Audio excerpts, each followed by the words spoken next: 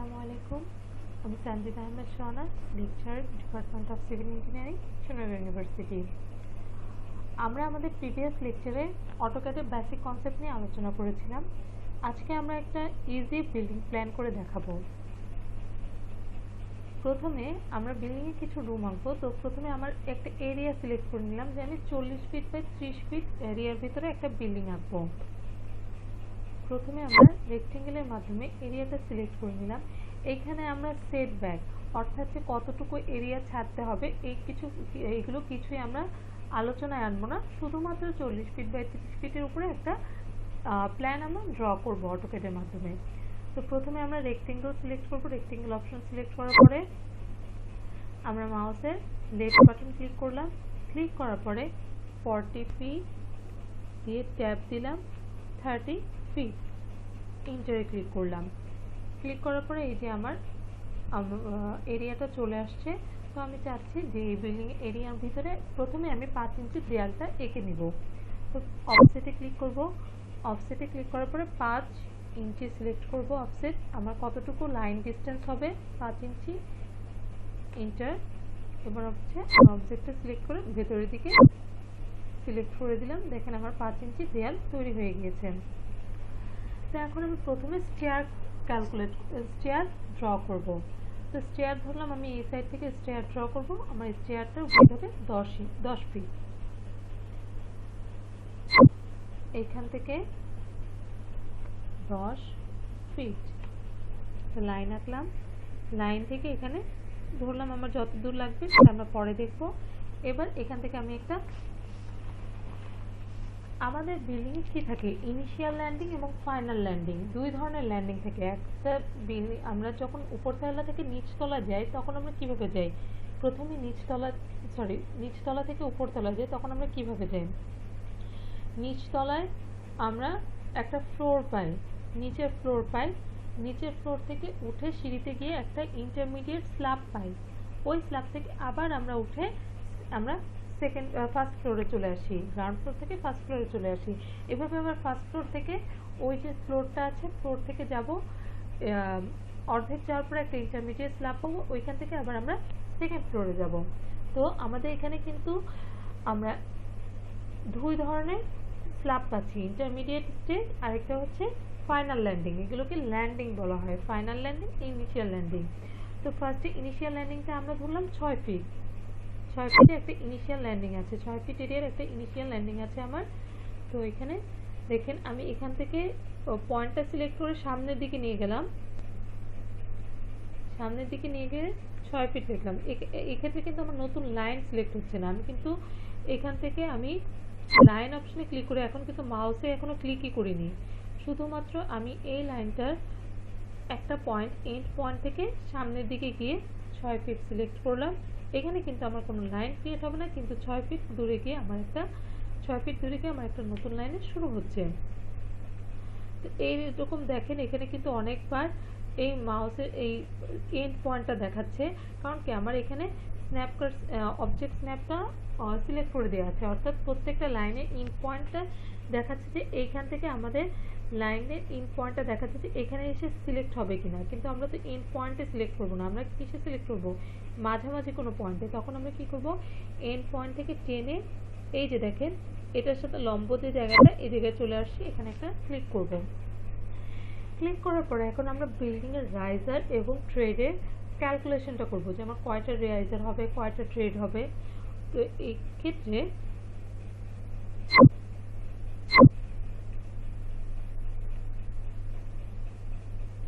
এখানে আমি আগে ক্যালকুলেশন করে দেখেছি, আমি যদি বিল্ডিং এর হাইট 10 ফিট ধরি এবং রাইজারের হাইট যদি 6 ইঞ্চ ধরি, তাহলে আমার টোটাল রাইজারটা কয়টা লাগছে, 10 ফিটকে আমি প্রথমে ইঞ্চিতে পরিণত করে নিয়েছি 12 দিয়ে গুণ দিয়ে, একে 6 দিয়ে, 10 × 12 অর্থাৎ 120 ইঞ্চি হাইটের জন্য আমার কয় ইঞ্চি রাইজার লাগবে। অর্থাৎ রাইজারটা কি আমরা প্রত্যেকটা,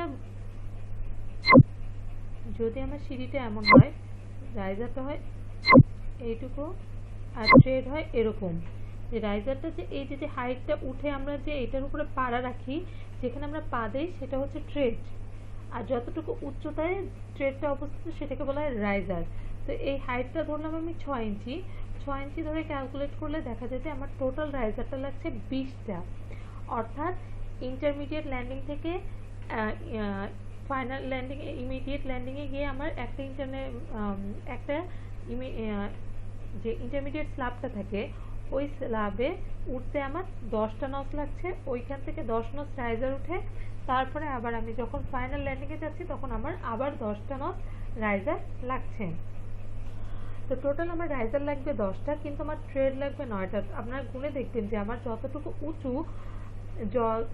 উঁচু প্রত্যেকটা সিঁড়িতে যতটা উঁচু ধাপ আছে, যতটা রাইজার আছে, ট্রেড কিন্তু তার থেকে একটা কম আছে। কারণ কি, লাস্ট যে ট্রেডটা সেটা কিন্তু ফ্লোরের সাথে মিশে যায়। ঠিক আছে, এটা আপনারা ক্যালকুলেট করে দেখবেন যে যতটা রাইজার থাকে সিঁড়িতে তার থেকে একটা কম ট্রেড থাকে। তো আমার টোটাল 9টা ট্রেড রাখতে হবে। তো 9টা ট্রেড আমার প্রত্যেকটা স্টেপের জন্য আমার রাইজার কয়টা ধরলাম, এদিকে আমরা অফসেট দিয়ে আঁকবো। অফসেট 1 ফিটের অফসেট সিলেক্ট করে নিলাম এই বস্তু থেকে এখানে। এখন দেখেন আমরা 1 ফিট কেন দিলাম, কারণ এই রাইজার থেকে উঠে আমি আরেকটা রাইজারে যে উঠবো, এই রাইজারের ভিতরে কিন্তু এইখানের ভিতরে 2টা রাইজারের অবস্থান, এবং 2টা রাইজারে 6 ইঞ্চ 6 ইঞ্চ করে 1 ফিট করে অবস্থান করছে। এই 2টা রাইজারের হাইট কিন্তু 1 ফিট। আমরা 4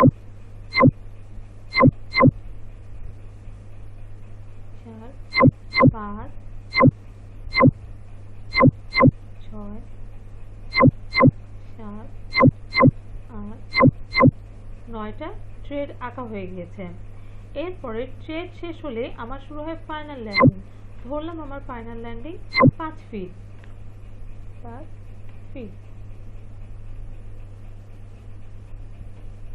যে পয়েন্টটা সিলেক্ট করবে সেই পয়েন্ট থেকে এখানে আমি 5 ফিট। তো আমার এইটুকু লাইন আর লাগবে না, এটাকে ধরে আমি জাস্ট দেখেন এটা আমি কিভাবে ছোট করতে পারি।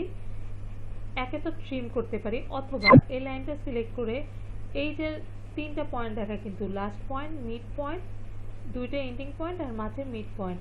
তো এই এন্ডিং পয়েন্ট সিলেক্ট করে আমি যেখানে শেষ করতে চাচ্ছি লাইনটা, সেখানে এনে ক্লিক করলে কিন্তু আমার লাইনটা ছোট হয়ে গেল। এই হচ্ছে আমার সিঁড়ি। এখন সিঁড়ির ভিতরে দেখবেন 2টা রাইজারের ভিতরে কিন্তু একটা গ্যাপ থাকে। আমি ধরলাম ওই গ্যাপটা আমরা 6 ইঞ্চি ধরে গ্যাপ করব। তো সেইখানে আমরা লাইনটা কিভাবে আঁকবো, এখান থেকে ফার্স্টে মিড বরাবর এক্সটেনশনে এখানে আমরা মিড লিখি। কিবোর্ডে মিড লিখলে এন্টারে ক্লিক করলে দেখবেন এখানে মিড, যে এই লাইনটা যে মিড পয়েন্ট, সেই মিড পয়েন্টটা দেখাচ্ছে। সেই মিড পয়েন্ট থেকে আমরা সিলেক্ট করে একদম শেষ থ্রেডারে মিড পয়েন্টে গিয়ে আমরা সিলেক্ট করব। সিলেক্ট করার পরে আমরা কি বলেছিলাম, আমরা 6 ইঞ্চি ফাঁকা রাখবো। তাহলে সেক্ষেত্রে আমরা আবার অফসেট সিলেক্ট করি 3 ইঞ্চি। এরপরে লাইনটা সিলেক্ট করবো, এই সাইডে 3 ইঞ্চি আর এই সাইডে 3 ইঞ্চি আঁকলাম। এরপর আমি মাঝের লাইনটা ডিলিট করে দিলাম। এখন আমার এইখানে দেখেন অনেকগুলো লাইন আসছে, যেগুলো আমার ট্রিম করতে হবে। তাহলে কিভাবে ট্রিম করবো, ট্রিম। এবার এই সব লাইনগুলোকে কিন্তু, ভিতরে সব লাইনগুলোকে কিন্তু আমার ট্রিম করতে হবে। সেক্ষেত্রে কি করবো, আমি মাউসের রাইট বাটন ক্লিক করে একদম শেষ পর্যন্ত গিয়ে সিলেক্ট করব। সরি, আমি আবার দেখাই, ট্রিম। ফার্স্টে মাউসের রাইট বাটন একবার ক্লিক করতে হবে, ক্লিক করে একদম লেফট বাটনটা ধরবো এবং শেষে এসে এখানে এসে লেফট বাটনটা আবার ক্লিক করব। ক্লিক করলে সবগুলো একসাথে ট্রিম হয়ে যাবে। এখন দেখেন, অর্থাৎ আমরা কি বুঝছি, এখান থেকে বিল্ডিং থেকে আমি ওঠা শুরু করলাম, বা এখান থেকে ওঠা শুরু করলাম, উঠে ফার্স্টে এদিক দিয়ে উঠে আবার এই দিক দিয়ে উঠবো। ঠিক আছে, তো আমি যেহেতু আমার বিল্ডিংটা কি, এখান থেকে আমার রুমগুলো শুরু হবে, আমি যেহেতু আমার ডোরটা এদিকে দেবো, তাহলে আমার এটা ইনিশিয়াল ল্যান্ডিং। এখান থেকে আমি ফার্স্টে উঠবো, ওঠার পরে এইভাবে গিয়ে একটা ইন্টারমিডিয়েট স্ল্যাবে যাব, তারপর এখান থেকে আবার আমি অন্য তলায় উঠে যাব। ঠিক আছে, তো এখন আমরা যখন প্ল্যান করব তখন তো আমাদের কিছু অংশ কাটা যাবে না। প্ল্যানটা মানে কি, আমি ওই বিল্ডিংটাকে কেটে উপর থেকে দেখছি যে বিল্ডিংটা দেখতে কেমন। তো সেক্ষেত্রে কি আমার কয়েকটা লাইন এখান থেকে কয়েকটা সিঁড়ি কাটা যাবে। অর্থাৎ আমি যদি 5 ফিট থেকে কাটা দেই তাহলে কিন্তু এখানে কয়েকটা রাইজার কাটা যাবে। ওই রাইজারগুলো কিন্তু থাকবে না। যেগুলো থাকবে না সেগুলো কিন্তু আমরা কিভাবে ড্রয়িং করি সেটা হচ্ছে আমরা এখানে ধরেন যেগুলো ফাঁকা ফাঁকা লাইন আছে সেই ফাঁকা ফাঁকা লাইনগুলো একটা সিলেক্ট করব, বা লাইনগুলো আগে সিলেক্ট করে নেব। যে লাইনগুলো আমরা ফাঁকা ফাঁকা দেখাতে চাচ্ছি সেগুলো আগে আমরা সিলেক্ট করে নেব। যে এই লাইনগুলো হচ্ছে আমার কাটা পড়েছে, এই রাইজারগুলো আমার প্ল্যানের মধ্যে নেই, কিন্তু এই রাইজারগুলো হচ্ছে আমি যেখান থেকে দেখছি ওই রাইজারগুলো আমরা দেখতে পাচ্ছি না, কিন্তু এই রাইজারগুলো আসলে আমার উপরে রয়েছে। যেখান থেকে কাটা রয়েছে সেই কাটা যদি না হতো তাহলে উপরে আমার এই রাইজারগুলো থাকতো। তো সেক্ষেত্রে আমি এই অপশনটা সিলেক্ট করলাম এবং এই রাইজারটাও কিন্তু কাটা যাবে। তো এই রাইজারটা আমি কি করব, এখান থেকে আমার ট্রিম করে নিয়ে আসতে হবে।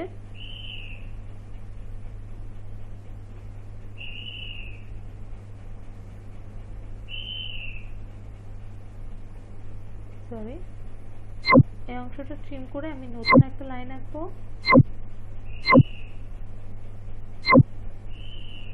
এবার এটাকে আমি আবার এই আগের অপশন নিয়ে যাবো। অর্থাৎ আমার এতটুকু কাটা পড়েছে এবং আমি এই বিল্ডিংটাতে কিভাবে উঠছি, এখান থেকে গিয়ে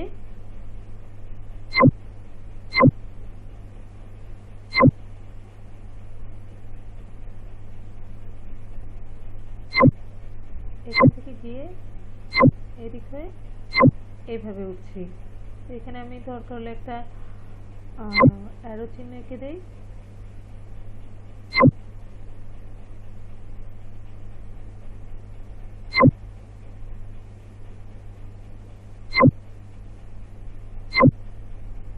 আমি এখান থেকে উঠে এইভাবে আমি আমার বিল্ডিংটাতে উঠছি। এখন এই সিঁড়ির আমি এই লাইনটার একটা অফসেট এঁকে দেই। অফসেট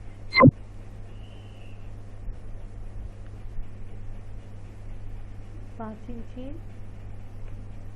আমার একটা দেয়াল হয়ে গেল।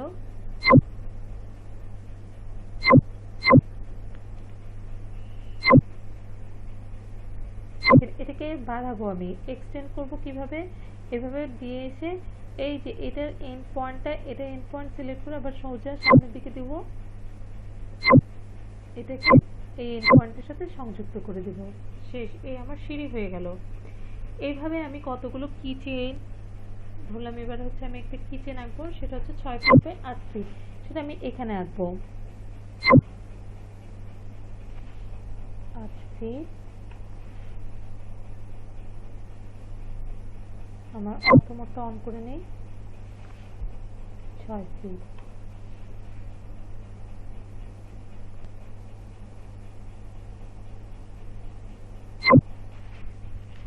এরপরে বাকি যতটুকু জায়গা আছে দেখি আমরা বাকি কতটুকু জায়গা আছে। এর জন্য আমি আগে অফসেট এঁকে নেই, মানে দেয়ালটা এঁকে নেই। 5 ইঞ্চি ব্রিক ওয়াল তো হবে, 5 ইঞ্চি সিলেক্ট করা আছে।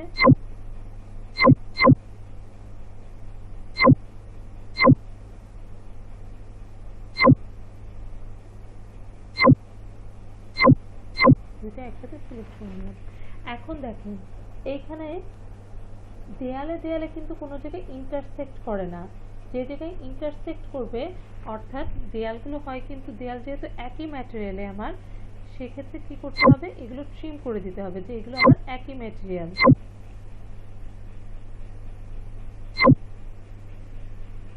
ঠিক আছে, ট্রিম করে দিলাম।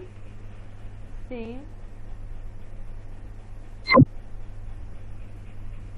এখন দেখি আমার কতটুকু জায়গা বাকি আছে। এখানে কতটুকু একটা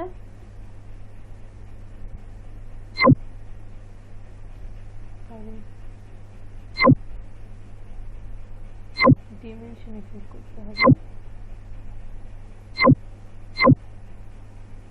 12 ফিট 4 ইঞ্চি জায়গা আমার বাকি আছে। তো 12 ফিট 4 ইঞ্চি যেহেতু বাকি আছে, এখানে আমি একটা বিল্ডিং রুম করে ফেলতে পারবো। বললাম এখান থেকে আমি 15 ফিট গেলাম, বা এখান থেকে প্রথমে আমি এই রুমের জন্য একটা বারান্দা এবং একটা বারান্দার স্পেস রেখে দিলাম 5 ফিটের। 5 ফিটে একটা বারান্দার স্পেস রেখে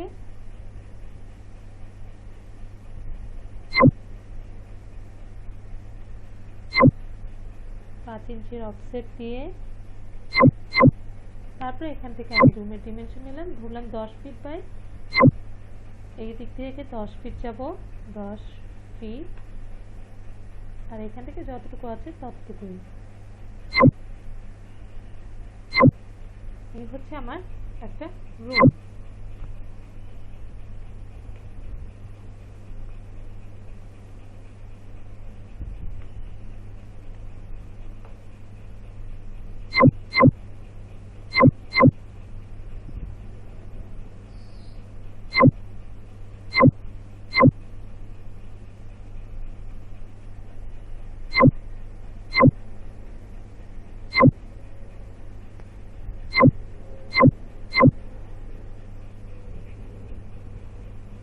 এইখান থেকে আমি ভাবলাম সিঁড়ি থেকে এসে প্রথমে আমি গেস্ট রুমে ঢুকবো, বা আমাদের যে ড্রয়িং রুম আছে ড্রয়িং রুমে প্রবেশ করব। ড্রয়িং রুমে আমি প্রথমে এখান থেকে ধরলাম একটা বাথরুম আছে কর্নারে, যেটা হচ্ছে কমন বাথরুম সবার জন্য, সেটা ধরলাম 5 ফিটে একটা বাথরুম আছে, 5 ফিট বাই 5 ফিটে একটা বাথরুম আছে।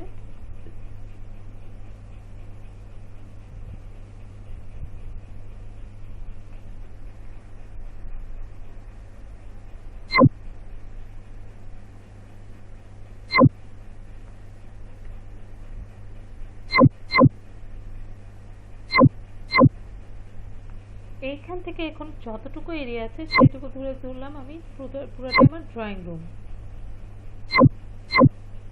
4 ফিট 4 ইঞ্চি একটা ড্রয়িং রুম আছে।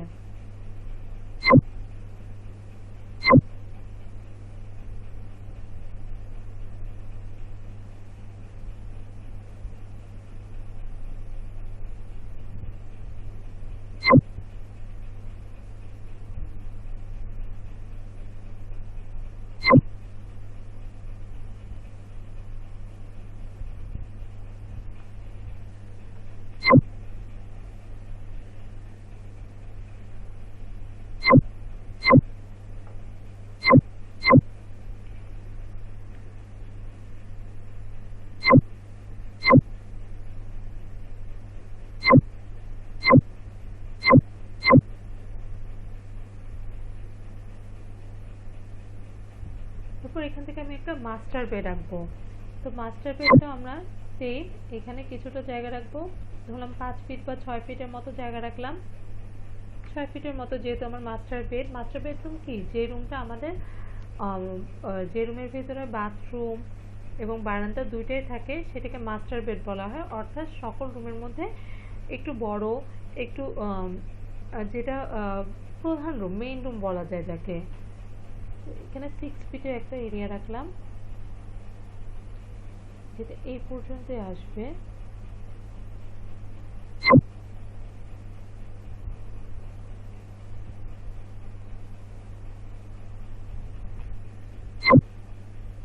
এর জন্য একটা অফসেট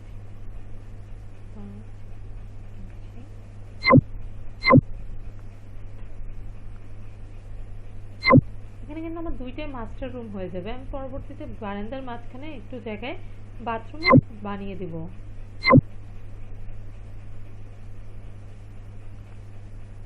দশ ফিট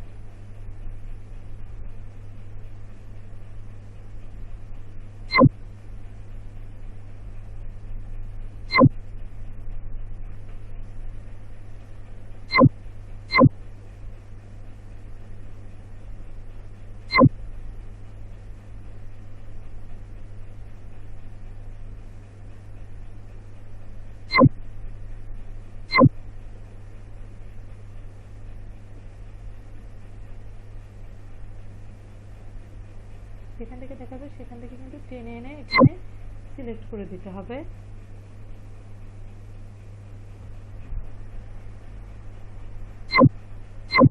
এটাকে আমি এক্সটেন্ড করে দিলাম এই পয়েন্টে। এইটার জন্য আমি অফসেট রাখবো, 5 ইঞ্চ সিলেক্ট করা আছে।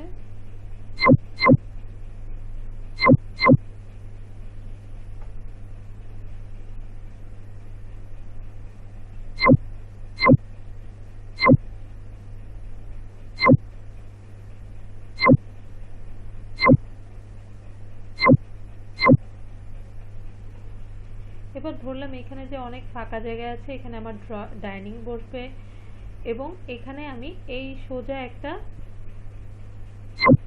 বারান্দা স্পেস দিয়ে দিলাম। এখানে আমার বারান্দা অফসেট 5 ইঞ্চি। এবার এই হলো আমার মোটামুটি বিল্ডিং এর প্ল্যান, সিম্পল বিল্ডিং এর প্ল্যান, যেখানে আমি এখনো জানলা দরজা কিছুই আঁকিনি, শুধুমাত্র কিভাবে রুমগুলো সেট করতে হয়, ব্রিকের কাজগুলো, ব্রিক ওয়ালের কাজগুলো আমরা দেখলাম। তো ব্রিক ওয়ালের কাজের সময় যখন দেখবেন ব্রিক ওয়াল যখন করব তখন যাতে একটা ফ্লো থাকে, কোথাও যাতে আটকে না থাকে, যেখানে আমার ব্রিক ওয়াল আছে সেখানে যাতে কোথাও কোনো ব্রিক ওয়ালের সাথে ইন্টারসেক্ট না করে। যেমন এখানে কিন্তু এই ব্রিক ওয়ালটা এখানে সাথে কি বাধা পেয়ে গেছে, তো সেই ক্ষেত্রে আমার কি করতে হবে, ট্রিম করতে হবে। ট্রিম করে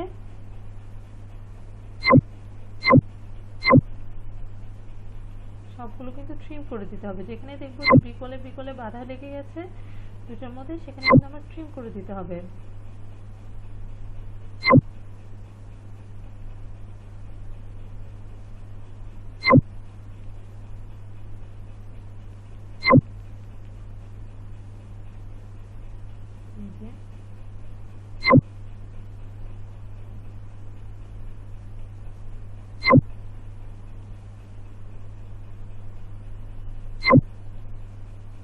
এটা একটা ফ্লো, অর্থাৎ একটা ফ্লোর মধ্যে থাকবে, এই যে এখান থেকে এই দিকে বাধা,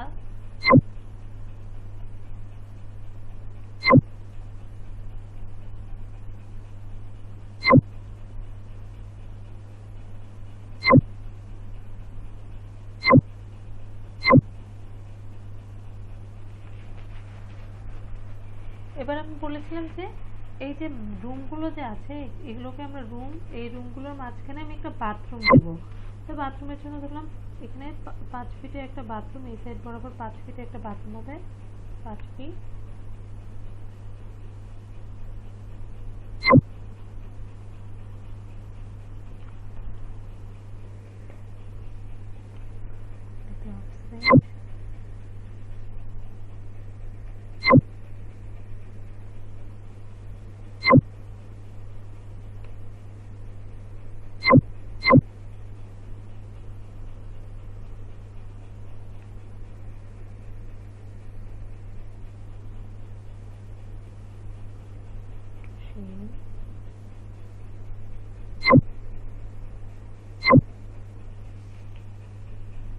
এটা বারান্দা, এটা আমার বাথরুমের অংশ। ঠিক সেম ভাবে এখানেও একটা 5 ফিটের,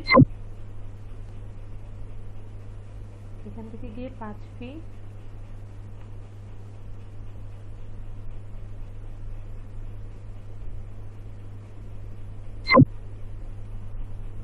অফসেট, ট্রিম,